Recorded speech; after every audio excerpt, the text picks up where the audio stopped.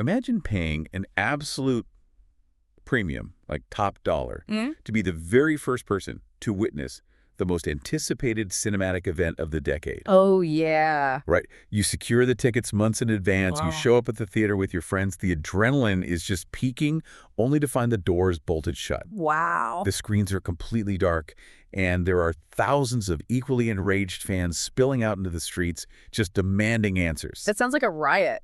Exactly. And the thing is, that is not a scene from some dystopian thriller. That was the visceral, chaotic reality across multiple cities in India this very week. It's just wild. It is. So if you are tuning in right now to make sense of the absolute whirlwind that is the Indian entertainment industry, you have found exactly the right space. You really have. We're looking at a curated stack of sources from IndiaRevue, and these are dated March 18th, 2026. Hot off the presses. Yeah. And the landscape we are charting today, it's stretching in two completely opposite directions at lightning speed. It's a massive split. On one side, we had these monolithic 2,000 crore theatrical spectacles that literally required the logistics of a small military operation to produce. Yeah, they're massive. Right. And then on the other side, the storytelling is shrinking down to the deeply intimate, highly localized vertical screens sitting right there in your pocket. Yeah, it is a complete tectonic divergence. Yeah. And whenever an industry undergoes a transition of this magnitude, it leaves a trail of breadcrumbs, right? Clues about where the culture is actually heading. So our objective today is to take these disparate headlines and stitch them together. I love that. We are going to map out the underlying architecture of this box office dominance, decipher how, rapidly changing formats are altering the very nature of acting. Yeah. And ultimately, we want to find the human pulse driving these industrial machines. Because underneath the billion rupee grossers and the viral streaming metrics, there are actual people navigating an ecosystem that is, well, it's rewriting its own rules daily. Okay, let's unpack this. I want to open this up and look at the ceiling of the room first. Let's do it. I want to start at the absolute apex of the industry's financial scale, because understanding the current ceiling helps us contextualize everything else. Right, the new benchmark. Yeah. We need to talk about the Dhurandhar phenomenon. The numbers coming in are just staggering. I mean, Ranveer Singh is poised to become the singular actor of his generation to anchor back-to-back 1,000 crore grossers. That is just an astronomical figure. It really is. We had the original Dhurandhar and now Dhurandhar the Revenge. And just for our listeners outside of India, 1,000 crore is roughly 120 million US dollars. Which is huge. To hit that number twice consecutively with the exact same property is practically unheard of. Ranveer was at the Mumbai music launch recently, and the sheer volume of the cultural buzz is deafening. It is, and the scale of that threshold, it just cannot be normalized. No, it can't. Just a few years ago, 1,000 crore was like a mythological figure. Really? It was the unicorn of the Indian box office, something people whispered about in boardroom projections but rarely realized. To normalize it, to actually expect it, signifies a fundamental rewiring of how audiences consume what we now categorize as event cinema. Right. It's an event. Yeah, it is no longer just a movie. It is a macroeconomic event. And the conductor of this macroeconomic event, director Aditya Dar, presents one of the most compelling career trajectories we've seen in a long time. Oh, his rise has been incredible. He did not parachute into this position. He ground his way up from an assistant director, fetching things on set, to helming what is arguably the most dominant intellectual property in the entire country. That kind of hustle is rare. But what catches my eye in these sources, though, is the specific tactical move Dar is employing. What's that? He is actively mobilizing fans to stay planted in their theater seats long after the film ends. He's explicitly teasing a Marvel-style post-credits twist. Ah, yes. So he is importing a very Western franchise blueprint directly into the Indian mainstream. That is a highly calculated psychological lever, honestly. How so? Well, a post-credits scene is far more than just a fun bonus for the loyalists. It is basically a contractual promise of future investment. Oh, that's interesting. By training the audience to endure the credits, Dar is essentially saying, the narrative you just watched is incomplete. You require this final puzzle piece to participate in the conversation 2 years from now. Wow, yeah. It transforms a singular cinematic outing into a subscription model. It builds a moat around the intellectual property, ensuring that the theatrical space belongs exclusively to the franchise. But that theatrical space is fiercely contested terrain right now. I mean, the pipeline is completely jammed. It's so crowded. We have reports that Pawan Kalyan's Ustad Bhagat Singh is eyeing a colossal 105 crore opening day. That's insane. That is over 12 million US dollars in a single period of 24 hours. And it is going head-to-head against Dhurandhar 2. The clash of the titans. And then you have Kartik Aaryan wrapping up principal photography on the fantasy comedy Nagzilla, directed by Marideep Singh Lamba. The volume of these tentpoles is overwhelming. It really is a lot to process for the audience. Which brings me to a quote from industry veteran Ram Gopal Varma, who made an incredibly bold, almost cynical claim in the sources today. Oh, RGV always brings the heat. What did he say? He stated publicly that Dhurandhar 2 will make 2,000 crores even if it's a poor production. Yeah, that assertion right there is the skeleton key to understanding this entire era. You think so? I do. He isn't necessarily critiquing Aditya Dhar's filmmaking abilities, right? He is diagnosing a cultural condition. It feels like these massive event films operate like black holes in the theatrical universe. Exactly. Like their gravitational pull is so immensely strong that they suck up all the funding, all the screens, all the media oxygen, and eventually even the audience's free will. You are pulled in regardless of the actual quality of the light they emit. Is that what Varma is getting at? Yeah. That the event has entirely eclipsed the art. The black hole analogy is mechanically perfect here. When a project achieves the mass of Dhurandhar, the traditional metrics of cinematic critique, pacing, character arcs, dialogue, they all become secondary to the social utility of the film. The social utility. Yeah, it becomes a cultural monoculture. You are not purchasing a ticket strictly for 2 hours of entertainment. You are purchasing a license to participate in society for the next month. That's right. You need that ticket to understand the memes, to engage in the office break room debates, to follow the social media discourse. It is the absolute commodification of FOMO, the fear of missing out. Which perfectly explains the riotous scenes at the theaters that I mentioned at the top of the deep dive. Right, the canceled previews. The chaos over those canceled pre-release previews wasn't just about missing a movie. The fans who paid a premium for those early shows were purchasing status. Yes. They were buying the right to be the vanguard. Precisely. They were denied their position at the front of the cultural line. When the prince didn't arrive, it wasn't a logistical hiccup to them.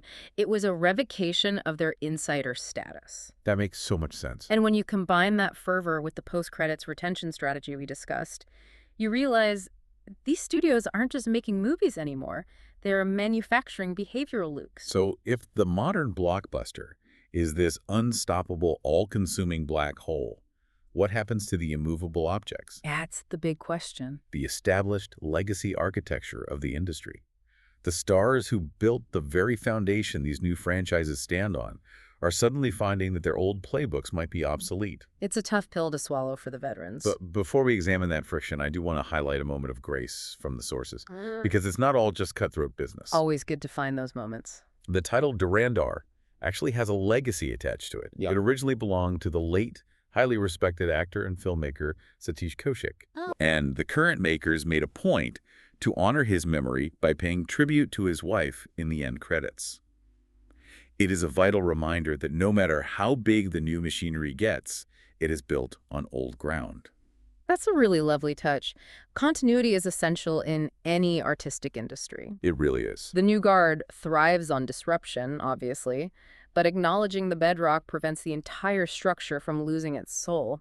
It is a quiet, respectful nod amidst the deafening noise of 2,000 crore campaign. But, the relationship between the legacy systems and the new reality isn't always marked by that kind of quiet respect. Often, it is marked by severe operational friction. Definitely. Let's look at the systemic critique surrounding Salman Khan's current career trajectory.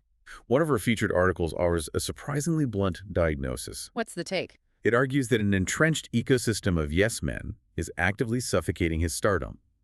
The central thesis is that to survive this new era, he needs to radically limit his own creative interference and submit to directors who possess the authority to challenge him. It is a textbook study in the dangers of creative isolation. Really? Yeah. The article highlights the loss of what we might call creative friction.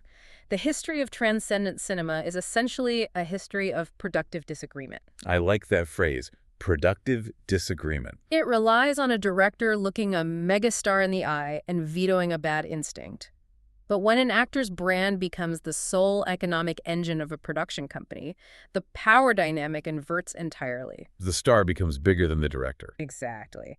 The entourage and the studio executives begin to prioritize the star's comfort over the narrative integrity. The yes men are operating out of self-preservation, right? Their livelihood depends on proximity to the star. That makes sense. But by insulating the actor from critique, they inadvertently dilute the final product. They protect the ego but starve the art. Spot on. And you see the symptoms of that starvation manifesting as a retreat into the safest possible choices.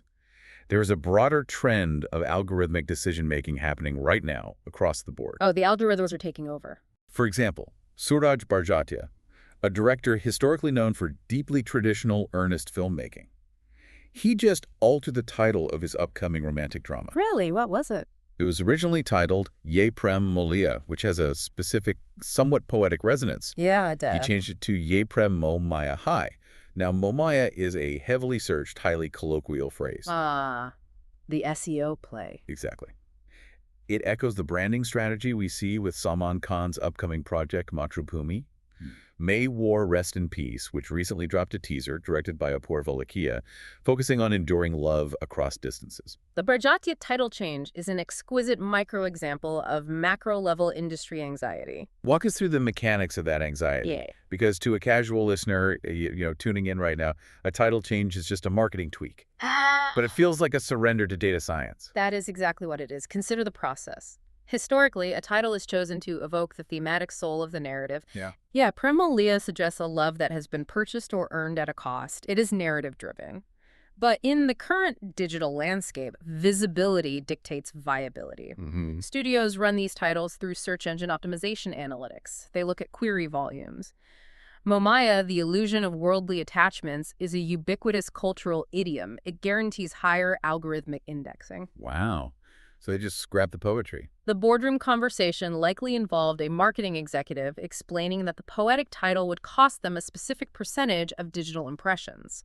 So the poetry is sacrificed at the altar of searchability. It is the algorithmic homogenization of art. Which paints a rather grim picture for the kind of cinema that relies on nuance rather than searchability. It really does. And that brings us to the lament of director Shakun Batra.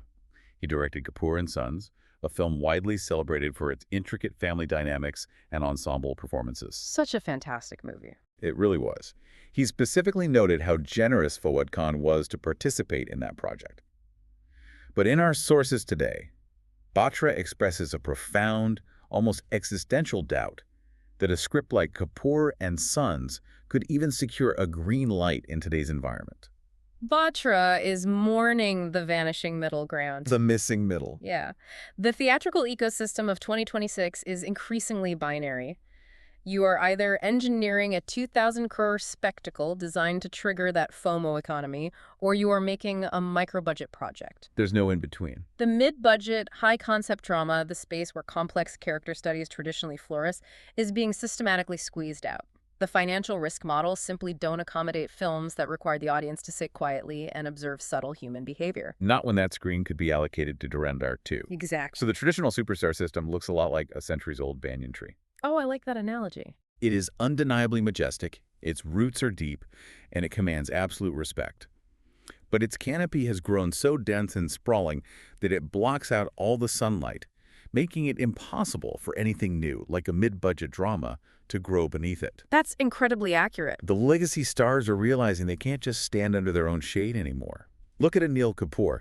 He is reportedly in talks to step in as the primary antagonist in Junior NTR's pan-India film, Dragon. Oh, that's a huge move. And just as a quick aside for you listening, when we say pan-India, we are talking about films intentionally designed, dubbed, and marketed to cross the regional and linguistic borders within India, uniting the massive southern and northern box offices into one gargantuan revenue stream. Essential context, yeah. But back to Kapoor, he is a legacy hero, choosing to play the villain against the younger star in a massive machine. That banyan tree analogy perfectly captures the systemic chokehold. But Anil Kapoor's maneuver is brilliant. It is the blueprint for legacy survival. How so? He recognizes the shift in gravity.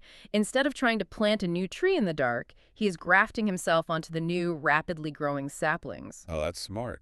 By ceding the burden of the invincible hero and embracing the complex antagonist, he leverages his decades of accrued gravitas without having to carry the entire financial risk of the opening weekend on his shoulders alone.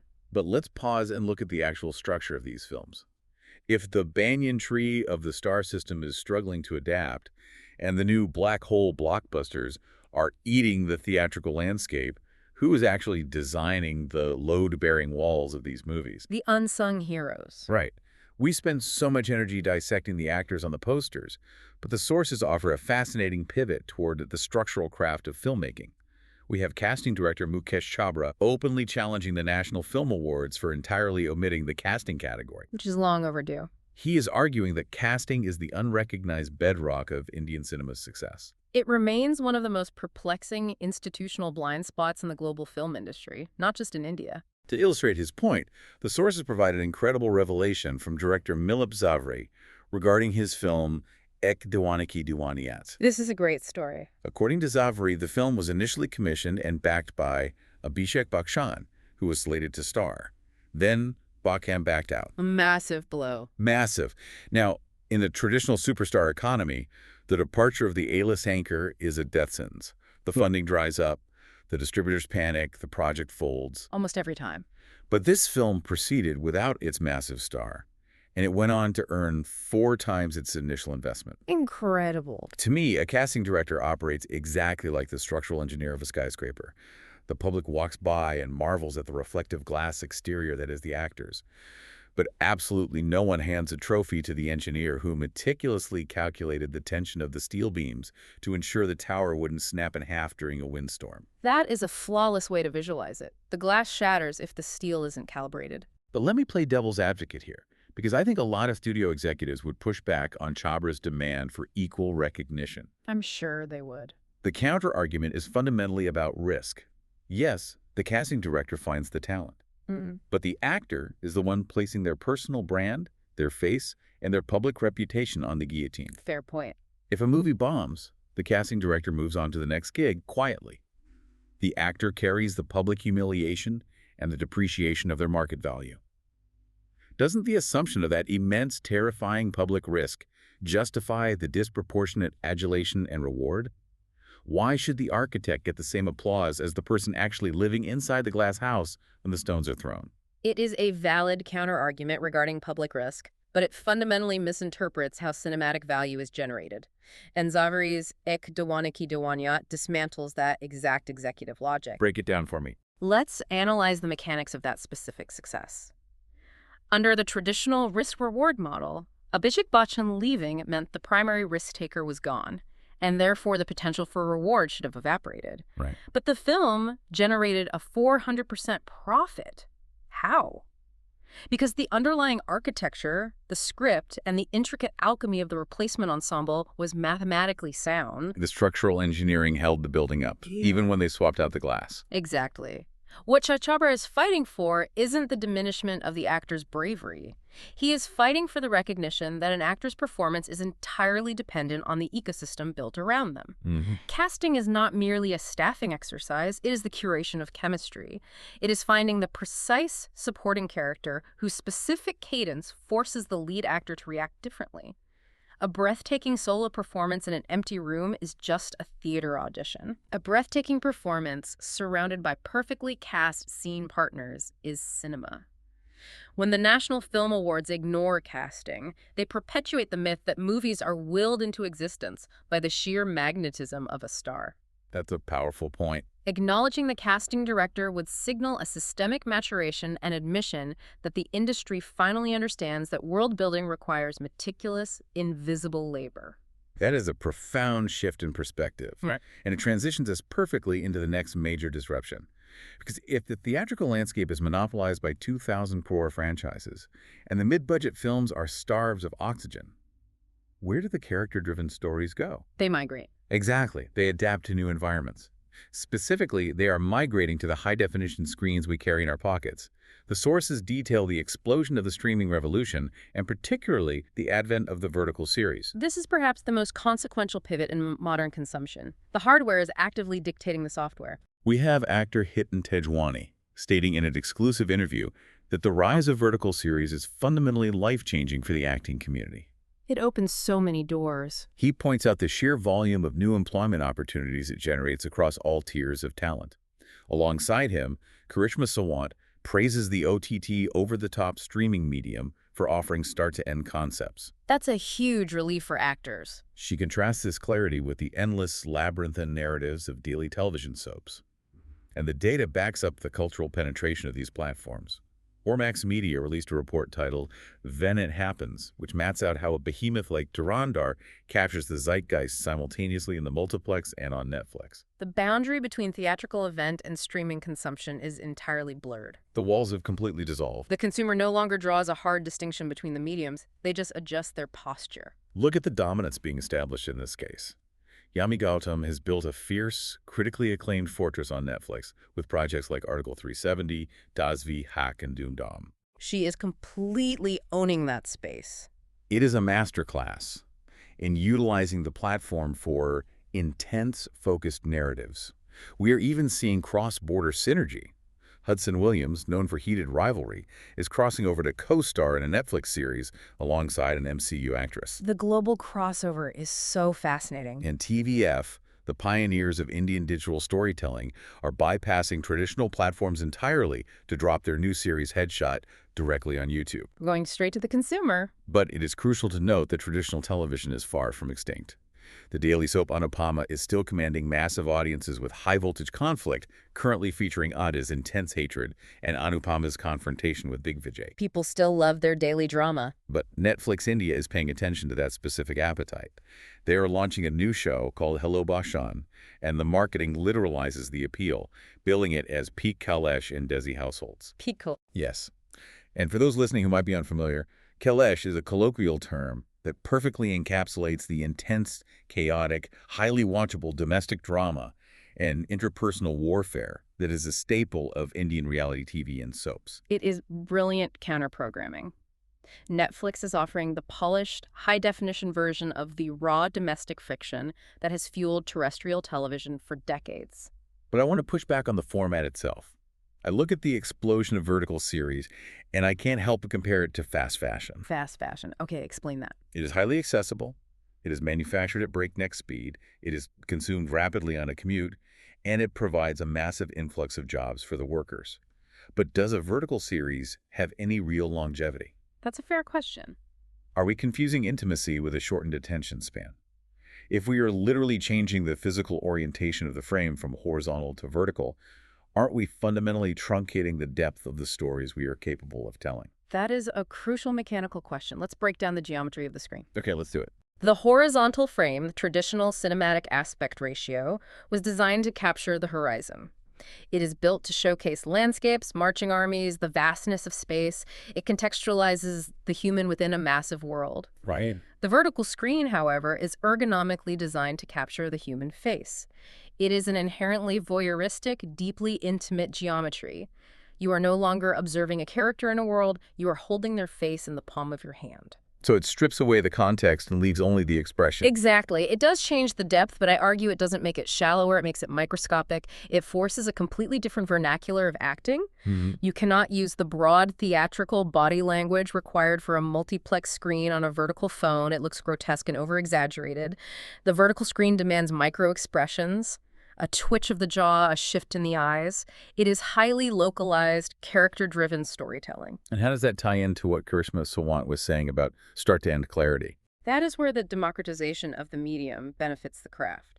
The traditional television model, like Anupama, relies on perpetual motion. It just keeps going. The economic model requires the show to air hundreds of episodes a year, indefinitely. Therefore, the plot can never achieve true resolution. Characters must artificially forget lessons. Villains must seek redemption, only to inexplicably turn evil again, simply because the furnace needs coal. It sounds exhausting for an actor. What Sawant is celebrating is the liberation from that endless loop. In a limited streaming series, an actor knows precisely where their character's psychological journey concludes. They can map out an intentional, measured performance rather than simply reacting to whatever script pages are handed to them that morning. So the entire industry is stratifying into two highly specialized lanes. It is an extreme polarization. On one side, the communal public ritual of the 2,000 crore theatrical event. On the other, the deeply private, individualized consumption of localized vertical content. And for the working artist. It is a renaissance of opportunity. You no longer have to wait decades to earn a spot in the shade of the banyan tree. You can build a fiercely loyal, lucrative audience entirely within a 6-inch vertical frame. However, with content being produced, distributed, and consumed at this unprecedented velocity, the feedback loop has also accelerated. Oh, massively. The public reaction is instantaneous, and it can be ferocious. Which leads us to the friction of art, how the industry absorbs and reacts to controversies in real time. This is always a delicate subject. Now, before we unpack this next section, I want to be unequivocally clear with you, the listener. As we examine these culturally charged topics, we are stepping back to look at the mechanics, not to pass judgment. Yes. We are not endorsing any political, social, or ideological viewpoints. Our goal is strictly impartial analysis. We are looking at the facts as reported in our sources and dissecting how the ecosystem manages pressure. That is a necessary boundary. Cinema acts as a massive cultural mirror, and the reaction to the reflection is often more telling than the film itself. Absolutely. So let's examine the anatomy of a modern controversy. We have a massive uproar surrounding the song Sarke Chunar Teri Sarke from the upcoming film Katie the Devil. Right, that's been everywhere. Nora Fatehi is currently facing intense public scrutiny and a barrage of debates regarding the boundaries of vulgarity in media. Interestingly, this demand for provocative content hasn't slowed down. Jasmine Sandlas is bringing what are described as bold beats to the massive Durand R2, with a track titled Main R2. The contrast is fascinating. But it's the structural fallout from the Sarke Chunar situation that is truly revealing. When the backlash hit, the production did not stand unified. The response completely fractured. It shattered along very predictable fault lines. It did. The director's camp, represented publicly by his wife, dug their heels in, actively defending the creative choices in the media. Almost simultaneously, the lyricist issued a statement rapidly distancing himself, essentially claiming his involvement was minimal. Trying to get out of the blast radius. Exactly. The singer, who was the auditory face of the track, absorbed the brunt of the heat and issued a public apology. And finally, the Central Board of Film Certification, the CBSE, which is the government's regulatory body for cinema, released an official statement clarifying that the makers never actually submitted the song for clearance prior to its release. It is a masterclass in modern crisis management, which is to say, it is pure self-preservation. It makes me wonder about the legal and public relations mechanics at play here. When a single piece of media triggers national outrage, does it expose the reality that a film set isn't a family, as they always claim in promotional interviews, but rather a temporary corporate alliance? That's a really sharp observation. Because the moment the ship grazes an iceberg, the alliance dissolves, and everyone scrambles for their own individual life vest. The lyricist protects his future employability, the director defends his artistic ego, the singer falls on their sword to save their brand, and the regulatory board washes its hands of liability. Your theory on the dissolution of the corporate alliance is spot on. I call this the fragmentation of accountability. The fragmentation of accountability. In the era of instant digital backlash, the collective unit cannot withstand the pressure, so it atomizes. And we have to view this through the lens of Taapsee Pannu's recent keynote address. What did she say? She spoke extensively about the intersection of industry challenges and cinema's profound role in driving social change. Why does a single song or a single scene generate such intense, disproportionate friction? Because in India, cinema is not merely a weekend diversion. It is the primary social barometer. Yeah, that's so true. It dictates the vernacular, it influences fashion, it shapes the parameters of acceptable behavior. Because the medium wields such immense, unparalleled social power, the friction it generates is equally monumental. It acts like a cultural Rorschach test. A song is released, and millions of people project their own anxieties, values, and political leanings onto a 3-minute dance sequence. We see this dynamic play out even in the legal sphere. The sources provide an update on actor Rajpal Yadav. The Delhi High Court recently refused a plea to send him back to jail regarding an ongoing check bounce case. The court explicitly noted that he is not running away and is actively engaging with the legal process. The public reaction to a story like that is also an ink blot test. Some see a flawed individual working through the system. Others project broader narratives of celebrity privilege. It's all about what the viewer brings to the table.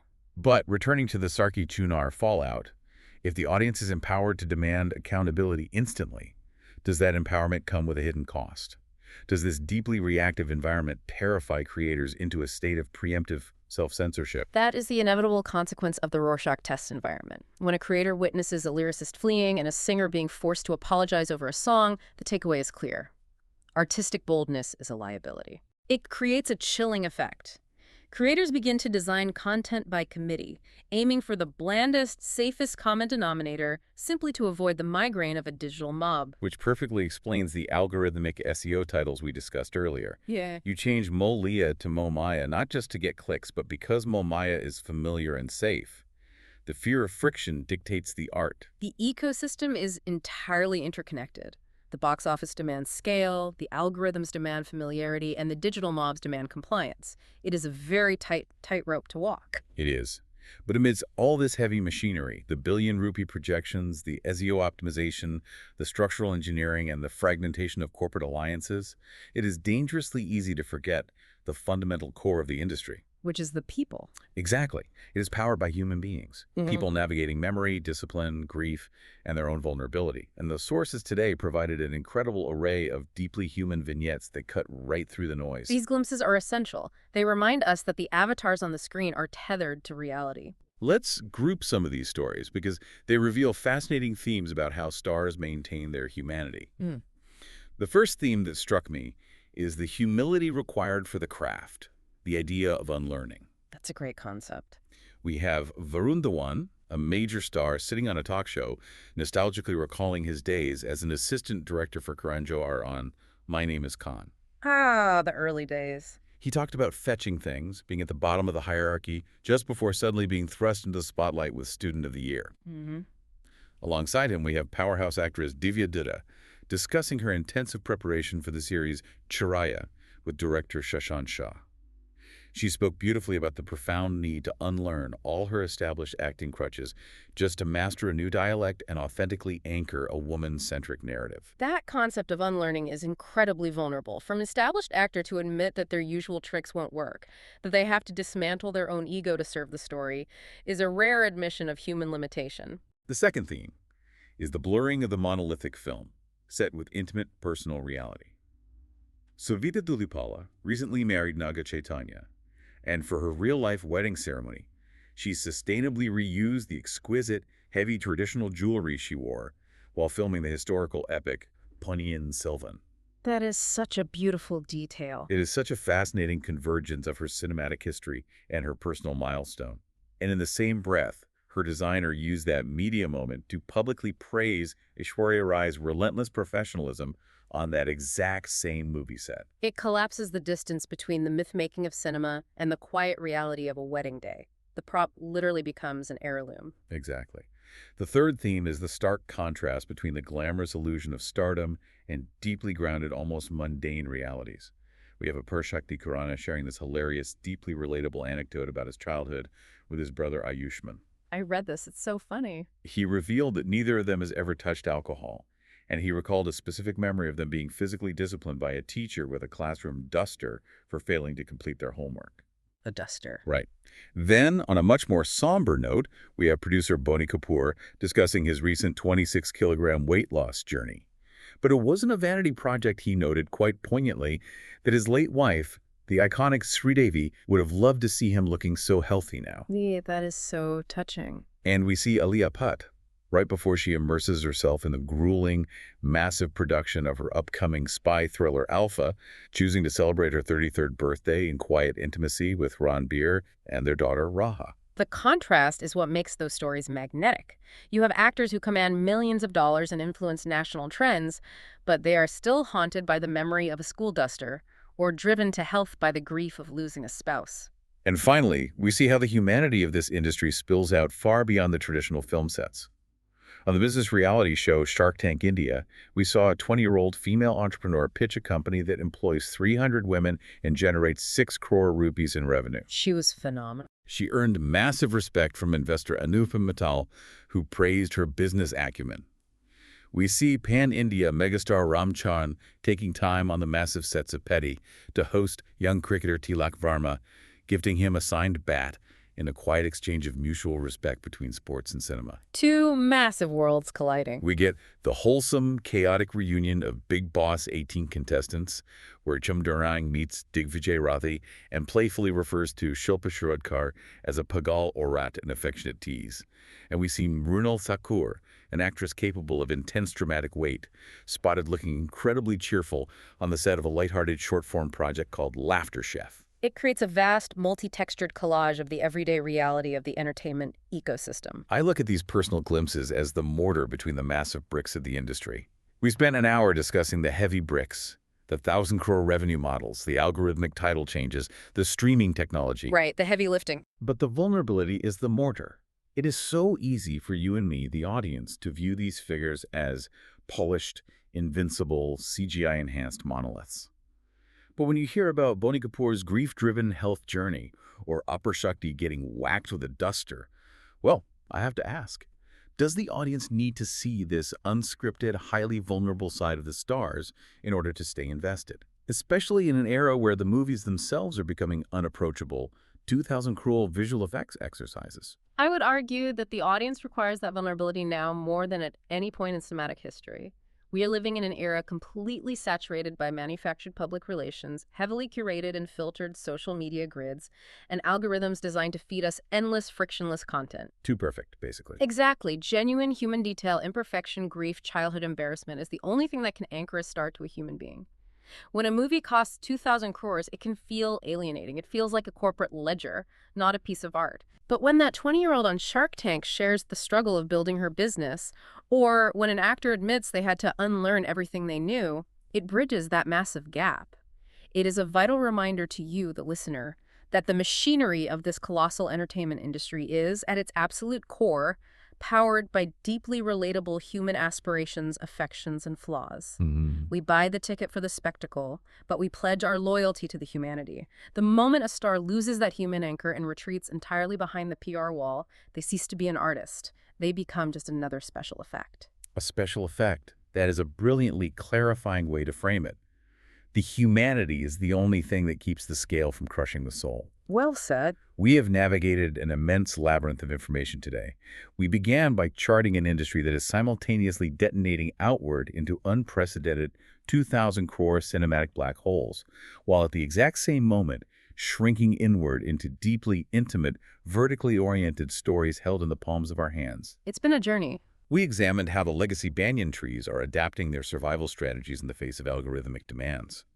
We shone a light on the structural engineers of casting who build the load-bearing walls of our favorite films, analyzed the fragmentation of accountability when art meets digital friction, and finally, located the quiet, beating heart that keeps this entire chaotic machine moving forward. It is an ecosystem in a state of beautiful, turbulent evolution. And as we map this transition, it leaves me with a lingering, somewhat provocative thought, something for you, the listener, to mull over long after this deep dive ends. What's that? We spent a lot of time analyzing the sheer scale of Dhurandhar and the localized intimacy of the vertical screen.